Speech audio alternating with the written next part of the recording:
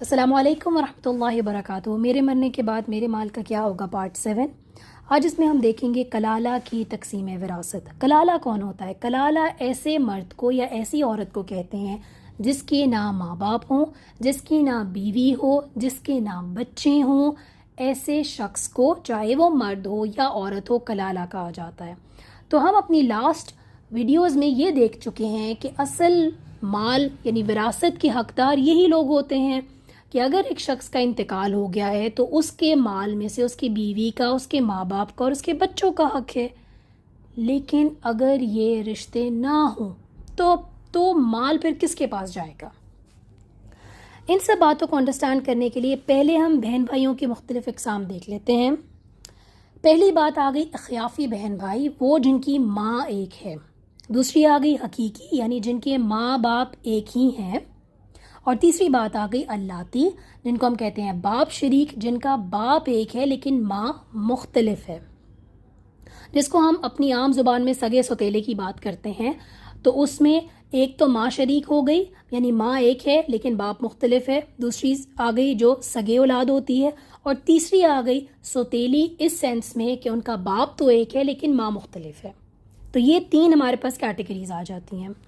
اب آج جو ہم کیٹیگری کر رہے ہیں وہ صرف ہم کر رہے ہیں وہ بہن بھائی جن کی ماں ایک ہے، یعنی ماں شریک بہن بھائی، جن کو ہم کہتے ہیں اخیافی بہن بھائی۔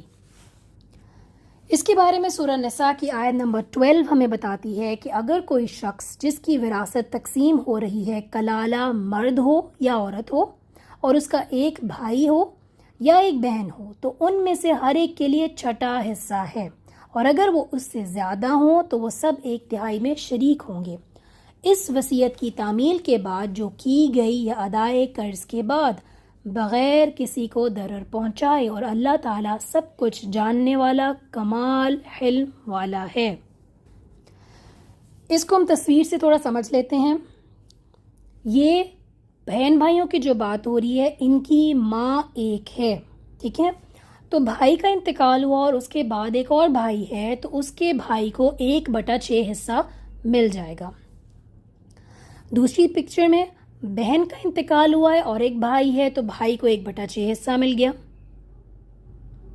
اس کے بعد زیادہ بہن بھائی یعنی ایک سے زیادہ ہیں، تو بھائی کا انتقال ہوا تو باقی بہن بھائیوں میں 1/3 برابر، یہ بات یاد رکھنی ہے، برابر تقسیم ہوگا۔ اس میں یہ تفریق نہیں ہوگی کہ بھائیوں کو زیادہ اور بہنوں کو کم ملے گا۔ جب بات ہوتی ہے ماں شریک بہن بھائیوں کی جن کی ماں ایک ہے، تو بہن بھائیوں میں برابری کا معاملہ ہوتا ہے۔ اسی طرح اگر بہن کا انتقال ہوتا ہے اور اس کی بہنیں ہیں اور اس کا بھائی ہے، تو اس صورت میں اس کی بہنوں کو بھائی کو برابر 1/3 میں سے ایکول پروپورشن ملے گا اس بہن کے مال میں سے۔ باقی مال کس کے پاس جائے گا، اس کو بھی دیکھ لیتے ہیں۔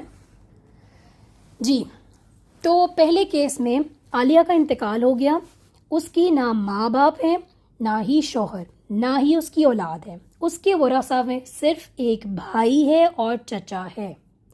یاد رکھیے کہ یہ وہ رشتے ہیں جن کو اسی صورت میں حصہ ملتا ہے جب کہ ماں باپ نہ ہوں۔ اسی لیے یہاں پر بھائی کو حصہ ملے گا۔ اللہ تعالیٰ نے کیا حصہ بتایا ہے؟ 1/6 بھائی کو مل جائے گا، اور باقی سارے کا سارا چچا کو مل جائے گا، کیونکہ چچا کس کی جگہ پر ہوتا ہے؟ باپ کی جگہ پر۔ تو باپ حیات نہیں ہے تو وہ حصہ چچا کو مل جائے گا۔ دوسرا سیناریو، ذیشان کا انتقال ہو گیا، اس کے نہ ماں باپ ہیں، نہ ہی بیوی، نہ ہی اولاد، صرف ایک بہن ہے اور بھانجا ہے۔ تو بہن کو 1/6 مل گیا اور بھانجے کو باقی سارا مال مل گیا۔ اب آپ یہ پوچھیں گے کہ باقی سارا مال اس کو کیوں مل گیا، تو اس کے بعد ہم دیکھ لیتے ہیں میں انشاءاللہ۔ تھرڈ ہمارے پاس سیناریو آ گیا کہ شاہد کا انتقال ہو گیا ہے، اس کے نہ ماں باپ ہیں، نہ ہی بیوی ہے، نہ ہی اولاد ہے، اس کی ایک بہن ہے، ایک بھائی ہے اور ایک تایا ہے۔ تو بہن بھائیوں کو 1/3 میں سے حصہ ملے گا، وہ اس کو برابر برابر شیئر کریں گے، بہن کو بھائی کے برابر حصہ ملے گا، اور جو باقی مال ہوگا اس کے حقدار تایا ہوگا۔ اب بات آتی ہے کہ ایسا کیوں ہے؟ تو نبی کریم صلی اللہ علیہ وسلم نے فرمایا کہ میراث اس کے حقداروں تک پہنچا دو، اور جو باقی رہ جائے وہ سب سے قریب والے مرد کو دے دو۔ اس سیناریو میں قریب والا مرد کون ہے؟ چونکہ باپ نہیں ہے تو چچا قریب والا مرد ہے، چونکہ باپ نہیں ہے تو تایا قریب والا مرد ہے، چونکہ نیچے سے کوئی رشتہ دار نہیں ہے، یعنی وہ جو اگر عورت ہے اس کی کوئی اولاد نہیں ہے تو پھر اس کے قریب ترین کون سا مرد ہوگا؟